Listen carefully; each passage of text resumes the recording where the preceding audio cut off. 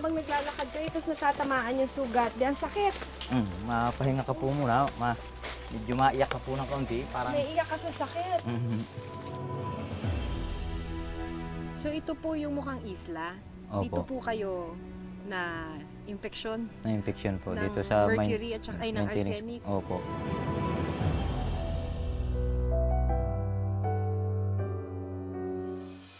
18 taon na nakakalipas mula nang maganap ang Marcopper mining disaster sa Marinduque. Bumuo sa mga ilog at dagat ang mga basurang mina o tinatawag na mine tailings. Marami ang nawala na kabuhayan dahil nalason ang yamang tubig. Pero ang malungkot, ilan sa mga residente patuloy na pinagdurusahan ng epekto ng lason sa kanilang kabuhayan at maging sa kanilang katawan.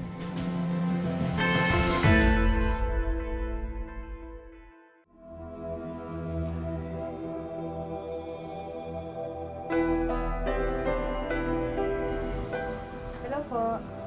Kumusta na po kayo? Ano nangyari? Isang paa po yung Pinutol. pinutol. Kailan po pinutol? 2002 po. 2002 pa. Dito sa Barangay San Isidro sa bayan ng Santa Cruz, Marinduque, nakilala ko ang mangingisdang si Wilson Manuba, 43 taong gulang. Putol ang kanyang dalawang paa. Simula po noon ako'y bata pa po, nakaapak po ng itak. Patapos din po, barang hindi ko po binabali, pumunta na po ako ng dagat. Yun po pala, pinasukan ng parang mercury po yung aking sugat. Matapos masugatan ng itak at lumusong sa dagat, napansin raw ni Wilson na hindi gumagaling ang sugat sa kanyang mga paa. Nang lumala ang sugat, nagpa siya mga doktor na putulin ang mga ito. Lumalabas na nalason ang dugo ni Wilson. May mga sugat din siya sa kanyang mga kamay. Ang isa sa kanyang mga daliri, animoy nauupos na ang buto. Kumusta ho yan? Masakit din. Masakit po yun. Parang puputol na rin po yan eh. Sa kabila ng kanyang kalagayan, patuloy pa rin si Wilson sa paghahanap buhay. Tuhod ang nagsisilbi niyang mga paa. Ang mga lumang sapatos ang nagsisilbing proteksyon ng kanyang mga tuhod. Ba't kayo mangingisda kahit hirap? Ay, wala po naman ibang pagkakakitaan. Abay, mahirap nga ho yan, ano? Kumusta po yung sugat sa kamay ninyo ngayon? Hindi ba siya natatamaan habang naglalakad kayo? Hindi po. Kaya, iwas mo po yun. Masakit. Iniiwas ninyong matamaan yung sugat? Oo po, ganyan po. Laging nakaangat yun.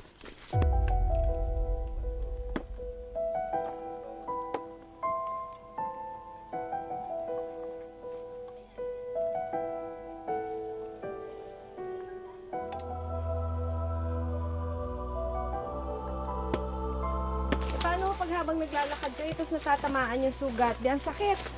Mapahinga ka po muna. Medyo maiyak ka po ng kaunti. Parang... Naiiyak ka sa sakit.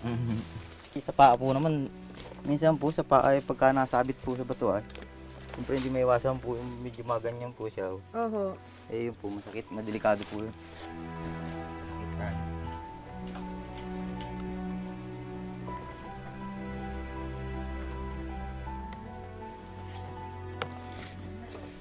Alin po dito yung bangka ninyo? Yun po ay maliit. Ayun, sa inyo yon. Mm. Kaya nyo ibabayan kahit mag-isa kayo? Opo, kaya ko po yan.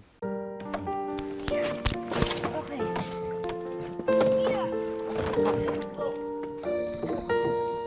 Sa loob ng 12 taon mula nang putulin ang kanyang mga paa, sinanay na ni Wilson ang sarili na magsikap upang mairaos ang sariling pangangailangan araw-araw.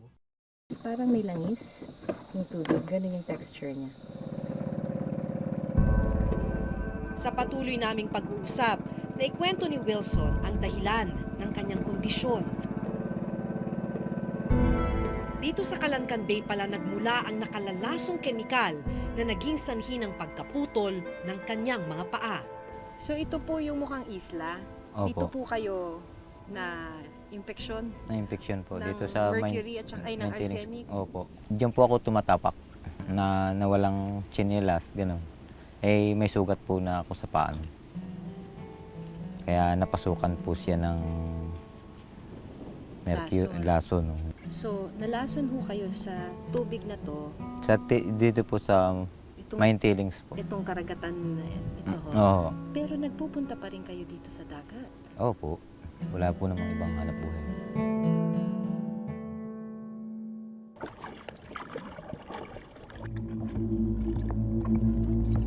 Mula 1975 hanggang 1991, pinayagan ng ating gobyerno ang Mark Copper Mining Corporation na magtambak ng kanilang mine tailings dito sa Calancan Bay sa bayan ng Santa Cruz, Marinduque.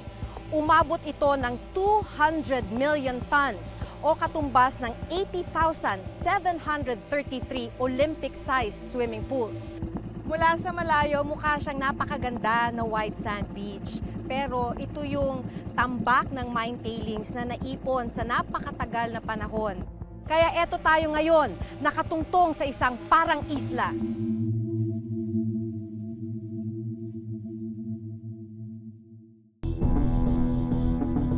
Mas pinalala pa ito ng maganap ang isa sa pinakamalaking mining disaster sa bansa. Ang pagbulwak ng basurang mina o mine tailings ng Mark Copper sa mga ilog at dagat ng Marinduque noong 1996. Hanggang ngayon, nakalagak pa rin sa Boac River at sa dalampasigan ng Marinduque ang basurang mina. Unti-unting nilalason ang probinsya. Noong 1998, nagsagawa ng testing ang ilang mga doktor mula sa UPPGH at lumabas sa kanilang resulta na positibo sa mga nakalalasong kemikal na lead, arsenic at mercury. Ang karagatan na ito, ang mga nakatambak na mine tailings na ito, pati na ang ilang mga residente. Dead river. Kung noon hindi na suitable for irrigation purposes, lalo na ngayon. Then the major rivers, particularly the two major rivers, and some of the estuaries, yung mga internal waters, are greatly affected by toxic mine waste. Sa ginawang pagsusuri naman ng National Bureau of Investigation noong taong 2000, lumabas na positibo sa pagkakaroon ng mataas na level ng arsenic ang katawan ni Wilson. Isang heavy metal ang arsenic na lumalason sa dugo ng sinumang mapasukan nito. 2 oras na ito. Piraso pa lang. Dahil sa epekto ng lason sa dagat, kakaunti na rin daw ang nahuhuli nilang isda.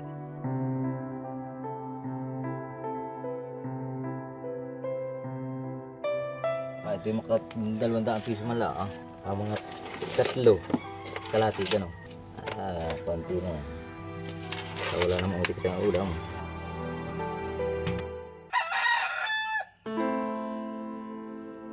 Dahil walang pambili ng gamot, dahon ng bayabas at maligamgam na tubig ang pinanglalanggas ni Wilson sa kanyang mga sugat.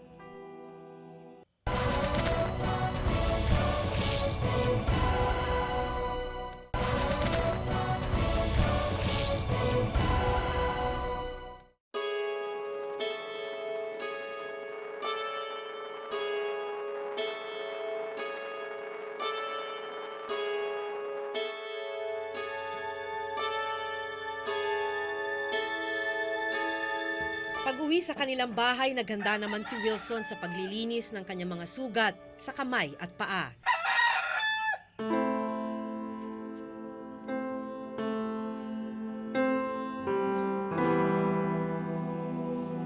Dahil walang pambili ng gamot, dahon ng bayabas at maligamgam na tubig ang pinanglalanggas ni Wilson sa kanyang mga sugat.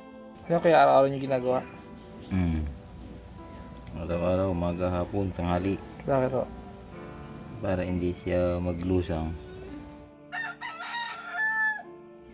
Gamot ho, di kayo yung gamot. Hindi wala namang gamot eh. Pero bukod kay Wilson, nalaman naming maging ang kanyang ama na si Tatay Pedro na apektuhan din ng lason ng minahan. Ayon sa isinagawang pag-aaral ng NBI, positibo rin siya sa pagkakaroon ng arsenic sa katawan. May mga sugat na rin sa kamay at paa si Tatay Pedro. Naaalala niyo po ba kung kailan niyo napansin na nagsusugat na siya? Ano po nga yung magpatulo sila, ay doon, napansin namin na narami itong masakit na ito. Kahit pina-opera mo, mabalik. Mga heavy metals na yan, pag pumunta dun sa tubig na pinagkukunan nila ng inumin o kaya sa dagat na pinagkukunan nila ng kanilang pagkain o mga isda.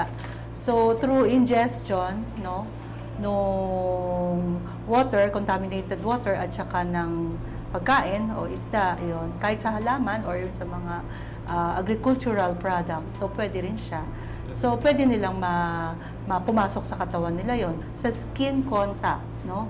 So pwede siyang ma-absorb sa skin, especially kung meron kang open wounds. So, yung arsenic, parte rin niya sa lupa pag minina, no? Yun din, ang epekto niya, mapapansin mo may merong mga skin diseases, no? So, yung iba nga nagkakaroon ng keratoma or teratoma, no? Hirap na ring maglakad si Tatay Pedro, pero ang mas ikinababahala niya sa ngayon, matulad siya sa sinapit ng kanyang anak. Ang Mar Copper Mining Corporation ang numero 1 nagsusupply ng tanso sa bansa noong dekada 60. Dito rin naganap ang pinakamalalang mining disaster sa bansa at buong Timog Silangang Asya noong panahong yun. Ang Mar Copper mine spill kung saan bumulwak ang tone-toneladang basurang mina sa kabaan ng Boac River.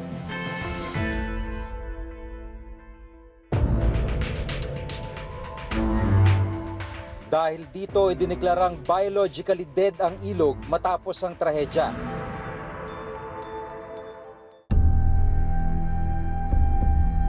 Bakit yung mga isda na maliit, hipon, ang nagalabasan doon sa bukan, nagpakapula noong tubig. Talaga namang ang baho. Kaya siguro nagparoon sa bukal ay mayroong nagkakamatay na ng mga hipon. Ang kumpanyang Placer Dome ang nagmamayari ng Mar Copper. Pero noong 2006, pinili ng Canadian company na Barrick Gold ang Placer Dome. Matapos ang trahedya, nagsampa ang provincial government ng Marinduque ng kaso laban sa Placer Dome at Barrick Gold. Ang hinihingi ng provincial government, $100 million o 4.5 billion pesos. Ito raw kabuuang halaga ng pinsala ng trahedya at ng gagawing rehabilitasyon sa mga naapektuhan. The case was filed in Nevada with the intention na ma-address na rin yung mga iniwan nilang problema, like yung danger ng Magila-Gila Dam, yung rehabilitation ng mga patay naming ilog, at saka yun rin yung kung paano ma-address yung health concerns dahil sa unti-unting paggalaso ng mga tao. No? Noong nakarang taon, nag-alok ng settlement ang Barrick Gold sa provincial government ng Marinduque. Ang halaga $20 million o 900 million pesos. Pero matapos ang ilang mga pag-uusap, hindi naging matagumpay ang settlement. For $20 million, kailangan mong tanggapin at i-declare na hindi kailanman nag-operate ang Placer Dome Corporation, ang Barrick Gold, in Marinduque. Another, kailangan mong tanggapin at i-deklara na walang mga damage o risko sa kalikasan o sa health ng mga tao. Walang matinong tao at walang matinong opisyal at walang matinong komunidad na umaglahi ng ganon sa iyong komunidad ang tatanggap ng ganon. Pero mga naiwang dam ng Mar Copper, nagdudulot pa rin daw ngayon ng pinsala sa isa pang ilog sa Marinduque, ang Mogpog River. Ayon mismo sa Mines and Geosciences Bureau Region 4, patuloy na naglalabas ang Magila-Gila Siltation Dam ng mine waste sa ilog. Yung silt nang galing dito sa Magila-Gila Waste Dam finds its way through this downstream ng Mogpog River. Kaya makikita mo, there are certain portions of along the stretch of Mogpog River na medyo mataas ng kanyang level. So in case of there is heavy downpour or bagyo, talagang nagkakaroon ng flooding. Sinubukan naming kunan ng panig ang Mar Copper Mining Corporation sa pamamagitan ng pagpunta sa address na nakalagay sa kanila website at Securities and Exchange Commission, pero nang puntaan namin ang nasabing address, ibang kumpanya na ang nag-oopisina rito. Nagpadala rin kami ng sulat sa Barrick Gold na nakabase sa Canada, pero hindi pa rin sila sumasagot sa aming sulat. Pero sa isang pahayag na ipinost sa kanilang official website, inihayag ng Barrick Gold na bago pa man nila mabili ang Placer Dome ay voluntaryo nang gumawa ng paraan ng kumpanya para masolusyonan ang epekto ng mine spill sa Marinduque. Ikinalulungkot din daw nila na hindi natuloy ang out-of-court settlement at hindi na sila maaring magbigay ng pahayag kaugnay sa settlement dahil nasa korte na ang kaso.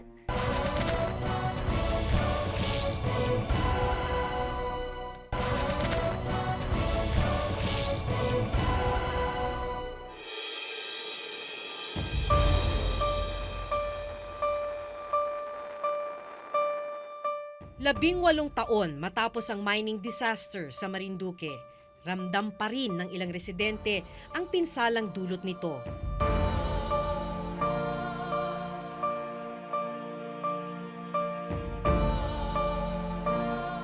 Malinaw na may kapabayaan, malinaw rin na dapat may managot. At ngayong nasa kamay na ng hukuman ng kaso, ang tanong, hanggang kailan maghihintay ang mga gaya ni Wilson?